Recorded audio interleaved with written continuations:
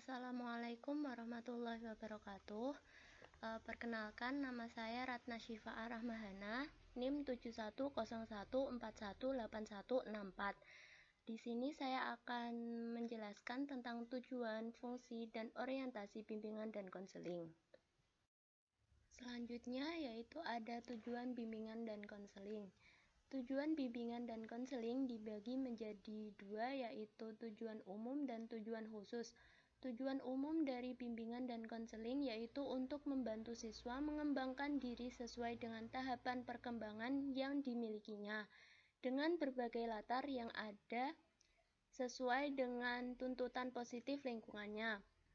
Adapun tujuan khusus yaitu merupakan penjabaran tujuan umum yang dikaitkan secara langsung dengan permasalahan yang dialami siswa yang bersangkutan, sesuai dengan kompleksitas permasalahannya, yaitu untuk membantu individu mencapai tujuan-tujuan perkembangan meliputi aspek pribadi sosial, belajar, dan karir. Selanjutnya yaitu fungsi bimbingan dan konseling. Fungsi dari bimbingan dan konseling itu sendiri dibagi menjadi 4, yaitu pertama fungsi pemahaman, kedua fungsi pencegahan, ketiga fungsi pengentasan, dan keempat fungsi pemeliharaan dan pengembangan. Yang pertama adalah fungsi pemahaman. Fungsi yang menghasilkan pemahaman oleh pelayanan bimbingan dan konseling yaitu antara lain: 1. Pemahaman tentang siswa.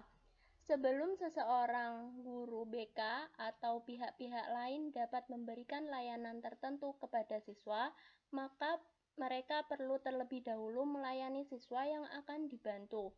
Pemahaman tersebut tidak hanya sekedar mengenal diri siswa, melainkan lebih jauh lagi, yaitu pemahaman yang menyangkut latar belakang pribadi siswa, kekuatan dan kelemahannya, serta kondisi lingkungannya.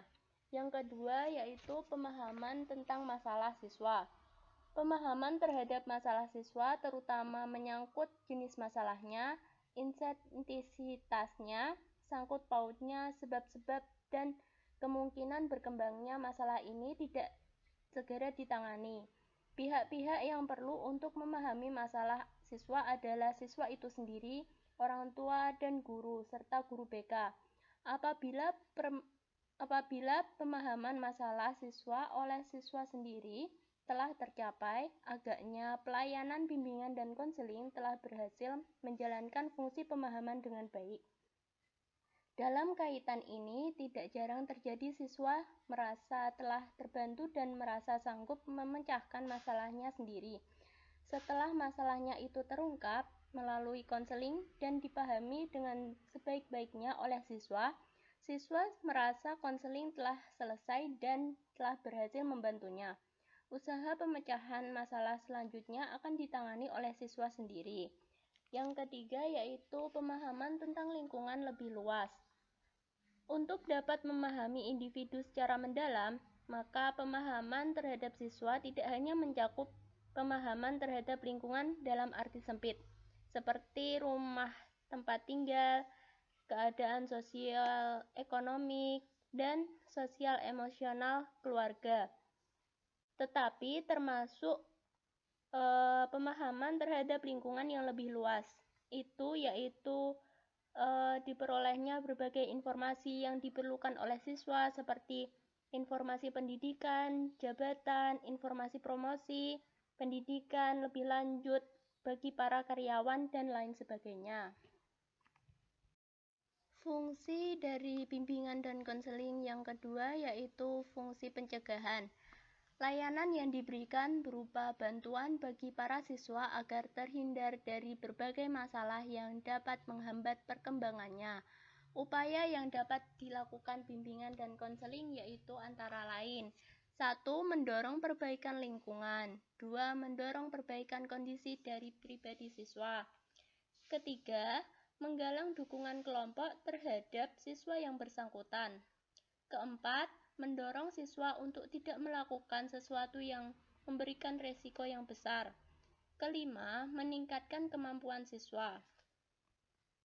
Lanjut, secara operasional, guru BK perlu menampilkan kegiatan berupa program nyata dalam rangka pelaksanaan fungsi pencegahan, yaitu 1. Identifikasi permasalahan yang mungkin timbul. Misalnya di sekolah, kemungkinan masalah yang timbul adalah para siswa kurang disiplin, gagal menjawab soal-soal ulangan, pertentangan antar teman, kurang menghargai guru, dan lain sebagainya. Yang kedua yaitu mengidentifikasi dan menganalisis sumber-sumber penyebab timbulnya masalah-masalah tersebut. Dalam hal ini, kajian teoritik dan studi lapangan perlu dipadukan. Yang ketiga, mengidentifikasi pihak-pihak yang dapat membantu pencegahan masalah tersebut. Misalnya untuk permasalahan siswa di sekolah, pihak-pihak yang terkait adalah kepala sekolah, guru, wali kelas, orang tua, badan, atau lembaga tertentu sesuai dengan permasalahan. Yang keempat yaitu menyusun rencana program pencegahan. Yang kelima, pelaksanaan dan monitoring. Pelaksanaan program sesuai dengan rencana dengan kemungkinan modifikasi yang tidak mengganggu pencapaian tujuan dengan persetujuan pihak-pihak terkait. Selanjutnya, ada evaluasi dan laporan. Evaluasi secara cermat dan objektif. Laporannya diberikan kepada pihak-pihak terkait untuk dipergunakan sebagai masukan bagi program sejenis lebih lanjut. Fungsi yang ketiga yaitu ada fungsi pengentasan. Fungsi bimbingan yang akan menghasilkan terpecahnya atau teratasinya berbagai masalah bagi siswa yang dapat menghambat perkembangannya. Yang keempat ada fungsi pemeliharaan dan pengembangan. Fungsi yang berarti bahwa layanan bimbingan dan konseling yang diberikan dapat membantu siswa dalam memelihara dan mengembangkan keseluruhan pribadinya secara mantap, terarah, dan berkelanjutan. Dalam fungsi ini, hal-hal yang dipandang positif agar tetap baik. Dengan demikian, siswa dapat mengembangkan dan memelihara potensi dan kondisi yang positif dalam rangka perkembangan dirinya secara mantap dan berkelanjutan. Selanjutnya ada orientasi bimbingan dan konseling. Orientasi itu sendiri dibagi menjadi 3, yaitu orientasi perseorangan, orientasi perkembangan, dan orientasi permasalahan. Orientasi perseorangan adalah pusat perhatian dan titik berat layanan BK diarahkan kepada perorangan sasaran layanan. Yang kedua, orientasi perkembangan, yaitu orientasi yang melihat sasaran layanan sebagai individu yang sedang berkembang. Yang ketiga, yaitu orientasi permasalahan, yaitu mengarahkan perhatian guru BK kepada kemungkinan adanya masalah pada diri sasaran layanan. Selama tahap perkembangan siswa, mungkin mengalami hambatan perkembangan kognisi dalam 4 bentuk, yaitu 1. Hambatan egosentrisme, yaitu ketidakmampuan melihat kemungkinan lain di luar apa yang dipahaminya. Yang kedua, ada hambatan konsentrasi, yaitu ketidakmampuan untuk memusatkan perhatian pada lebih dari satu aspek tentang semua hal. Yang ketiga, ada hambatan reversibilitas, yaitu ketidakmampuan menelusuri alur yang terbalik dari alur yang dipahami semula.